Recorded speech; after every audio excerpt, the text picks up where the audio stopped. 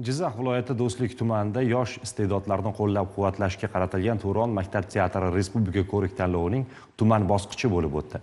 Ta'kidlash joiz, teatr san'ati, milliy qadriyatlar va sahna madaniyatini targ'ib etishga qaratilgan ushbu tanlov yoshlarning iste'dodini kashf etish hamda ularni suratga yanada san'atga bo'lgan e'tiborni oshirish uchun xizmat qilmoqda.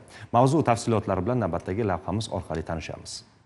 Yoshlarimiz orasida teatr san'ati va milliy cholg'u san'atiga qiziqishni oshirish maqsadida O'zbekiston bo'ylab Turon maktab teatri respublika ko'rik tanlovi o'tkazilmoqda. Ushbu tanlov o'quvchilarni ijodiy fikrlashga undash, ularning sahnadagi mahoratini namoyish etish va vatanparvarlik ruhida tarbiyalashga qaratilgan platforma sifatida tashkil etilgan. Do'stlik tumanidagi barcha maktablardan 200 ga yaqin o'quvchilar ishtirok etib, o'zlarining aktyorlik mahorati va sahna madaniyatini namoyish etishdi. Ushbu tanlov musiqa va raqs elementlarini o'z ichiga olgan ijodiy chiqishlari bilan ajralib turadi. Tumandagi birinchi sonli umumiy o'rta ta'lim maktabining shodlik jamoasi ham faol ishtirok etib, tayyorlagan sahna ko'rinishlari bilan hakamlar hay'ati va tomoshabinlarda katta taassurot qoldirdi. Yakuniy natijalarga ko'ra esa ushbu jamoa o'quvchilari faxrli birinchi o'rinni egallab, viloyat bosqichiga yo'llanmani qo'lga kiritishdi. Turon teatrida ancha yildan beri qatnashib kelaman va hozirda bizlar tuman bosqichida qatnashmoqdamiz va biz bunga yaxshigina tayyorgarlik ko'rib keldik.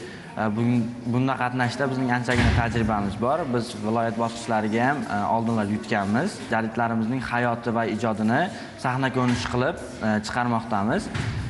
Biz bunda yaxshi oliy o'rinlar olishga harakat qilamiz. Tanlov nafaqat iqtidorli o'quvchilarni aniqlash, balki ularning iste'dodlarini kengroq ommaga namoyish qilishga ham xizmat qiladi. Har bir ishtirokchi o'z ijodiy qobiliyatini rivojlantirish, yangi sahna tajribasini orttirish va boshqa jamoalar bilan ijodiy hamkorlik qilish imkoniyatiga ega bo'ladi. Oysha Isoqova, Ilhomjon Yo'ldoshev, Zamon informatsion tahliliy dasturi uchun Jizzaxdan tayyorlandi.